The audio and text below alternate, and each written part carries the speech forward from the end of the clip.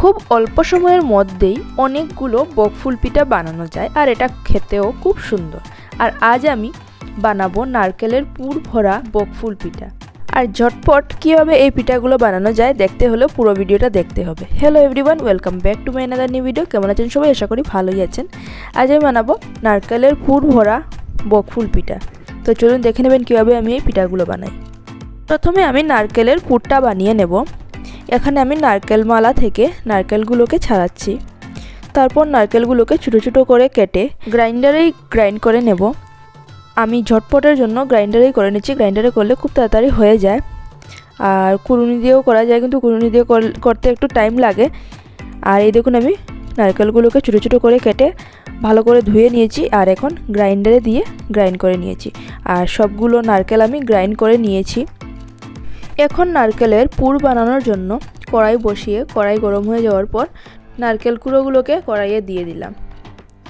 এখন গ্যাসের ফ্লেম মিডিয়ামে রেখে কিছু সময় নাড়তে হবে। কিছু সময় নাড়ানোর পর এখন দিয়ে দিলাম পরিমাণ মতো চিনি। চিনিটা আপনাদের মাপ মতোই দেবেন। আর চিনির বদলা গুড় দিলেও হয়। আজ আমি চিনি দিয়ে পুরটা বানাচ্ছি, তাই চিনি দিয়েছি। আর এবার দিয়ে দিলাম দুটো তেজপাতা আর এলাচ।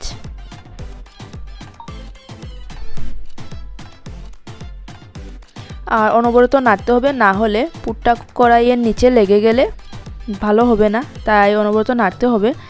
আর এখন নামানোর আগে দিয়ে দিলাম কর্পূর। কর্পূরটা নামানোর আগে দিতে হয়, আমি নামানোর আগে দিয়েছি।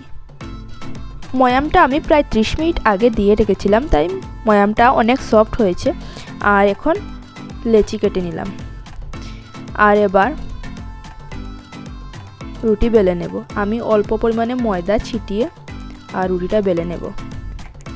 আর আমি ময়ামে দিয়েছি অল্প পরিমাণে রিফাইন অয়েল আর জল দিয়ে ময়ামটা দিয়েছি। আর এখন একটি গ্লাস দিয়ে কেটে নিলাম। একটি রুটি থেকে 5টি হয়েছে। আর এখন পিঠার সাজ দেওয়া হবে। আর পিঠার সাজটা মাই দিচ্ছে। এই দেখুন কি সুন্দর হচ্ছে পিঠাটা।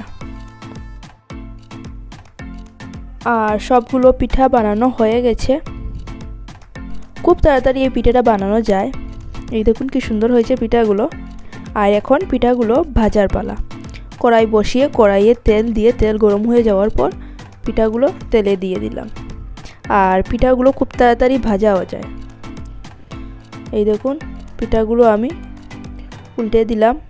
আর পিঠাগুলো ভাজা ভাজা হয়ে গেছে। আর এখন নামিয়ে নেব। এই দেখুন পিঠাগুলো বানানো কমপ্লিট। আর এই পিঠাগুলো খুব তাড়াতাড়ি বানিয়ে নিয়েছি, 1 ঘন্টাও লাগেনি এই পিঠাগুলো বানাতে।